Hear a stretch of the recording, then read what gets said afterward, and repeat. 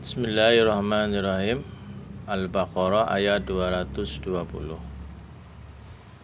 A'udzubillahi minasyaitonirrajim. Fid dunya wal akhirah. Tentang dunia dan akhirat. Wa yas'alunaka 'anil yatama.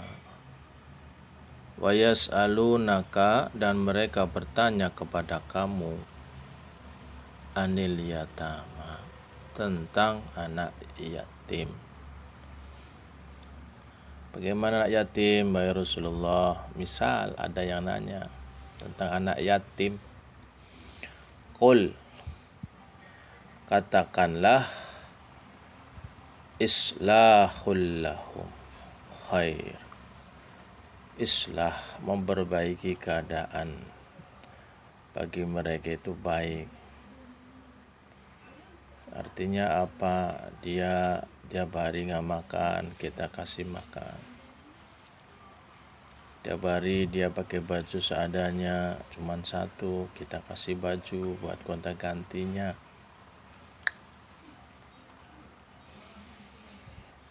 Tiap hari dia nggak bisa sekolah, biaya sekolah nggak ada, kita sekolahkan.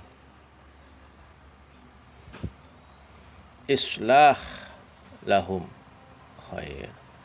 Kata Allah Subhanahu wa ta'ala, memperbaiki keadaan mereka khair, baik. Kita merawatnya, kita memeliharanya, kita menjaganya, kita membiayainya. Kita siap sedia memenuhi kebutuhannya. Kalau kita mampu, itu baik, kata Allah Subhanahu khair. Wa in tukhalituhum, dan jika kalian menggauli mereka, fa ikhwanukum, mereka itu saudara kalian. Jangan dijauhi, jangan dikucilkan, jangan dihina, jangan dicela.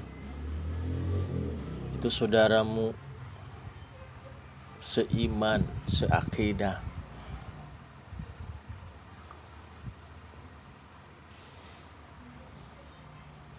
Jangan sampai kita menyudutkannya, tidak peduli, tidak mau mengayomi, tidak mau memenuhi kebutuhannya, bodoh amat sama anak-anak yatim. Bisa. Wallahu ya'lamu al-mufsida, dan Allah ya'lamu, dia mengetahui al-mufsida, yang berbuat kerusakan, minal muslih. Allah tahu orang yang berbuat kerusakan dan tahu orang-orang yang berbuat kebaikan.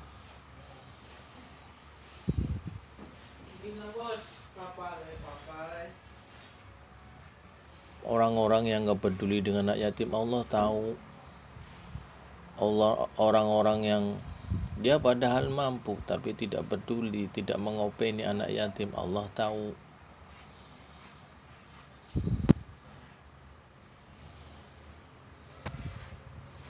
Walau sya'allahu, dan kalau Allah menghendaki, la'anatakum, niscaya dia mempersulit kalian. Kalau kalian mengucilkan anak yatim, menghina anak yatim, mencela anak yatim, tidak mengurusi anak yatim, tidak bergaul dengan anak yatim,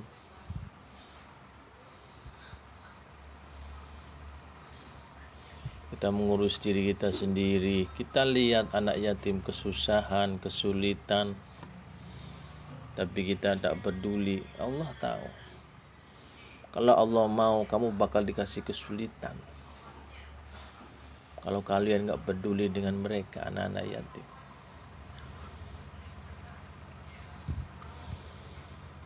Kalau Allah sudah mendatangkan kesulitan, siapa yang bisa memudahkan? Sehebat apapun orang itu, sekaya apapun orang itu, kalau Allah mempersulit kehidupan kita. Kita duit banyak, rumah mewah, gedongan, luas rumahnya. Tapi kalau hati sudah merasa sempit,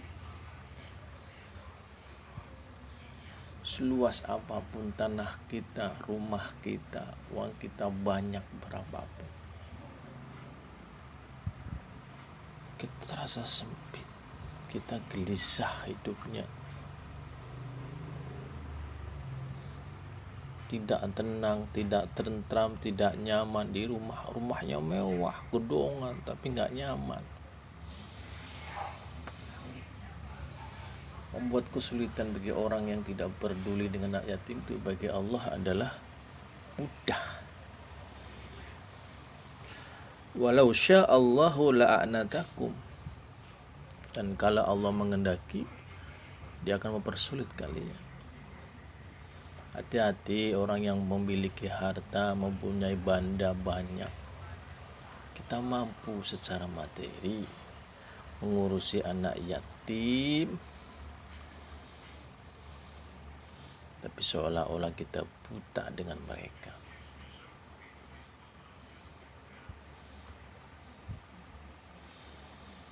Jemaah yang rahmati Allah Subhanahu wa taala, mudah-mudahan kita dijadikan oleh Allah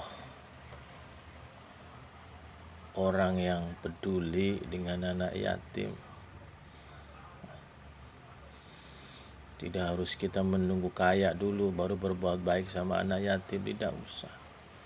Kita seadanya, kita orang miskin, kita bergaul sama mereka, jangan menjauhi, setidaknya kan seperti itu. Tidak mengucilkan.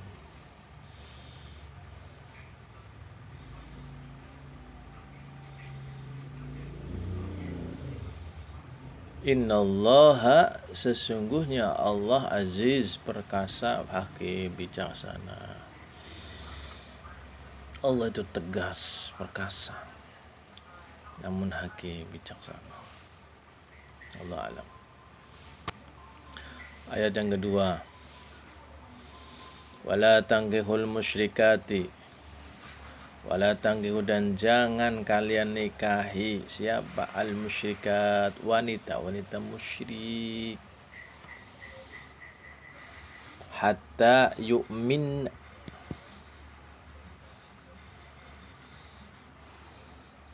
sampai mereka beriman. Kalau dia nggak beriman, jangan kau nikahi, ajak dulu beriman, masuk pada mukmin, mukminah, baru kita nikahi.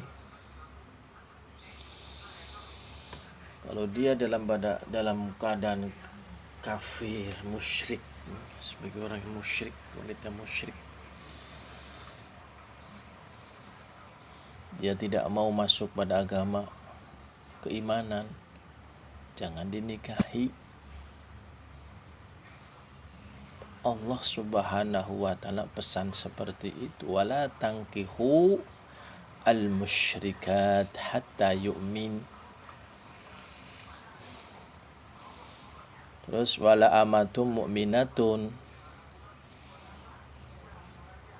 kata Allah Subhanahu wa taala, dan sungguh budak wanita mukminah beriman. Budak ya, wanita budak, tapi dia beriman, kata Allah, khair, baik, min musyrikatin, ketimbang wanita musyrik. Walau a'jabatkum, walaupun ia menarik hati kalian. Satu budak legam, wanita budak tapi beriman. Yang satu orang musyrik cantik. Kata Allah, pilih tuh budak wanita yang beriman. Kata Allah Subhanahu wa taala, itu baik ketimbang mim musyrikah, ketimbang wanita yang musyrik. Walau a'jabatkum, walaupun menarik hati kalian lantaran cantiklah, bohailah, menggairahkanlah.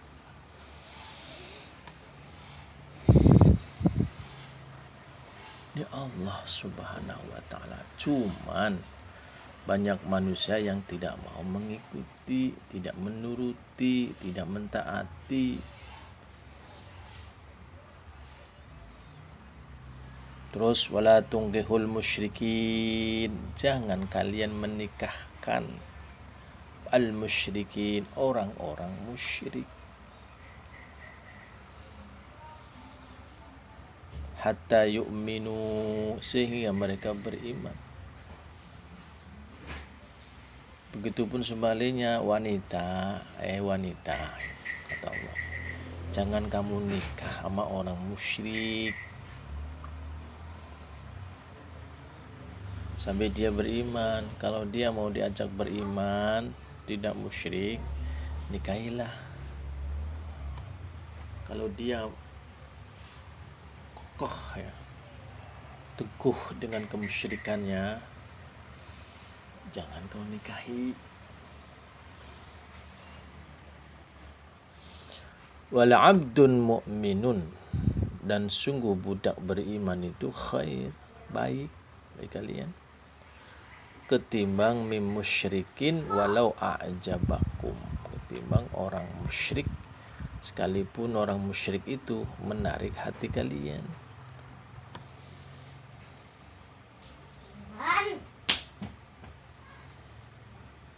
Kenapa sampai Allah sebegitunya kepada orang musyrik itu? Ulaika yad'una ilan nar. Orang musyrik tuh, sekalipun kamu menarik hatimu, cantik lah, bergairah lah, ulaika yad'un ilan nar, mereka itu mengajak kepada neraka. Lambat laun orang yang menikah dengan orang musyrik ya, akan ketarik kepada kemusyrikan.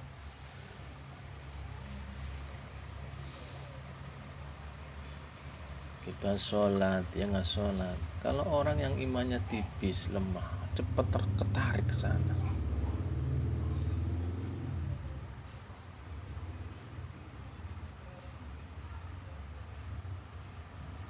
Orang musyrik itu kata Allah yad'un ilan nar. Lanjut Allah berfirman, wallahu yad'u ilal jannah, dan Allah itu mengajak kemana? Ilal jannah, kepada surga, wal maghfirah, dan ampunan, biiznihi, dengan izinnya. Jangan sampai ya, setertarikannya kita sama wanita, misal cantik, kaya, berharta, baik, misal, tapi dia musyrik, jangan. Kita sebagai orang tua punya anak perempuan, misal punya kenalan calon musyrik, kalau kita sebagai orang tua yang baik, cegah, jangan. Kalau anaknya ngotot karena namanya jatuh cinta, ya sudah, sepenting tugas kita sudah selesai, memperingatkan, pilihannya dia sendiri kan gitu. Yang penting tugas kita sebagai orang tua mengingatkan, menegur, menyadarkan, kan gitu. Terus wa yubayyinu ayati, dan dia menerangkan ayat-ayatnya linnasi, kepada manusia, la'allahum, supaya mereka yatazakkaru, mereka ingat atau mengambil pelajaran. Allah menjelaskan seperti ini, jangan kamu nikahi orang musyrik ya, sampai dia beriman. Kalau dia nggak mau beriman, jangan nikahi. Kamu lebih baik cari budak wanita yang beriman. Allah menerangkan itu semua agar kalian mengambil pelajaran. Ikutilah, diambil hikmahnya. samina wa ata'nakah atau dan sebagainya. Kalau kita orang yang beriman, ambil tuh, ikuti apa yang diperintah oleh Al-Quran. Apapun yang disampaikan oleh Al-Quran, itu ada hikmah di balik itu semua. Allah alam ya. Yakinlah apa yang disampaikan oleh Allah melalui ayat-ayatnya itu. Kamu harus bisa mengambil pelajaran di situ. Ada kebaikan di situ. Ada hikmah yang harus kamu ambil di situ. Yang harus kalian gali. Allah alam. Wa yubayyinu ayati linnas la'allahum yatadzakkarun. Ayat ketiga. Wa yas'alunaka 'anil mahid. Dan mereka bertanya kepadamu wahai Muhammad anil mahid, tentang haid. Kalau ada orang yang nanya tentang haid, gimana sih haid itu? Bagaimana sih yang harus kita perbuat? Kata Allah, qul, katakanlah wahai Muhammad Rasulullah, huwa azan. Haid itu aza, kotoran, penyakit. Fa'tazilu, jauhi diri kalian dari wanita-wanita an-nisa fil mahid, saat keadaan mahid.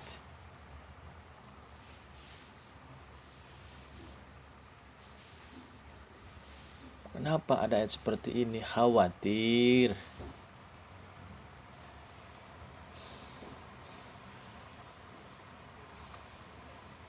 penyakit.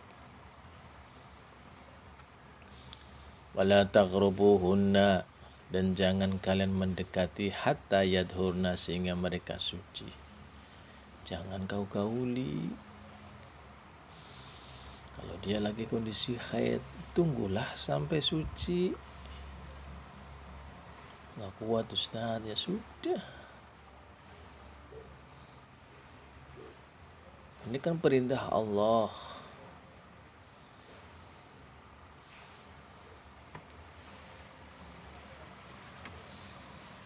Jangan kalian mendekati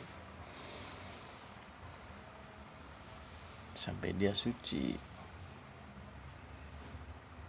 Faidza tatoharna, dan apabila mereka telah suci, ya, fa'atuhunna, datangilah mereka, min haitsu, dari manapun amarakumullah, Allah perintahkan pada kalian. Silahkan datangi dari mana saja boleh. Tapi suci dulu kalau dalam kondisi haid jangan.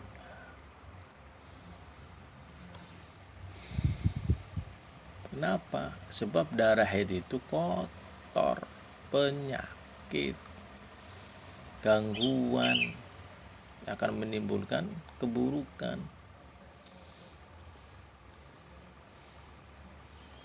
Allah melanjutkan, innallaha yuhibbut tawwabina. Allah itu menyukai kok orang-orang yang bertaubat dan menyukai orang-orang yang mensucikan diri. Kalau kamu nggak mendekati istrimu sampai dia suci karena kalian menjaga kesucian, itu Allah senang kok. Senang sama orang seperti itu. Wa yuhibbul mutatahhirin, dan dia menyukai orang-orang yang menyucikan diri.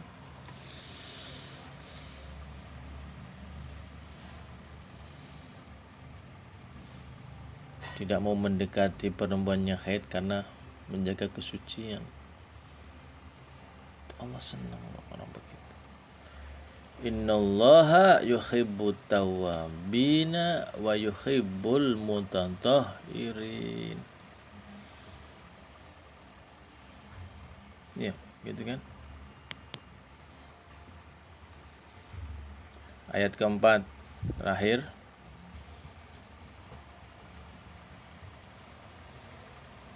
Mudah-mudahan kita orang yang senang menjaga kesucian, ya, kebersihan dan lain sebagainya. Ayat yang keempat, Nisaukum harsul lakum, istri-istri kalian harsul lakum, ladang bagi kalian. Silahkan kalau udah suci mah. Istrimu itu ladang kalian, silahkan mau cocok tanam kayak apa. Fa'tu harsakum anna syi'tum, maka datangilah ladang kalian anna syi'tum, kapan saja kalian kehendak. Silahkan. Mau siang kayak mau malam kayak mau sore mau pagi, silahkan. Kalau sudah suci. Wa qaddimu li anfusikum,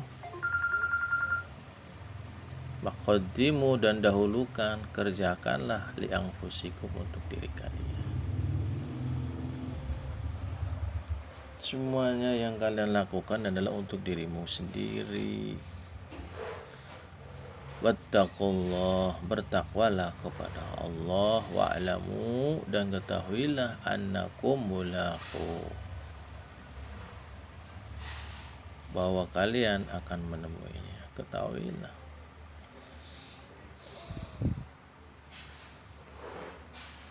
Kamu semuanya bertakwa kepada Allah dan ketahuilah kamu akan bertemu kepadanya. Apapun yang kita perbuat, apapun yang kita lakukan, apapun tindakan kita, tingkah laku kita, semuanya akan dipertemukan kepada Allah Subhanahu wa ta'ala. Wa basyiril mu'minin, dan beri kabar gembiralah kepada orang-orang yang beriman. Apa? Surga. Kalau kita beriman, ya, diperkuat dengan takwa, sudah sempurna itu keimanan kita. Amin ya Allah ya Rabbal Alamin. Mudah-mudahan kita menjadi orang-orang yang senang menjaga kesucian, ya. Baik kesucian secara jasmani maupun kesucian secara rohani, ya. Kita berusaha batin kita bersih dari segala dengki, benci, hasud. Itu kan kotoran hati. Dan juga jasmani, ya. Kita senang kebersihan, kerapian, itu Allah suka. Innallaha yuhibbut tawabina wa yuhibbul mutatahhirin. Allah alam. Subhanakallahumma wa bihamdika asyhadu an la ilaha illa anta astaghfiruka wa atubu ilaik.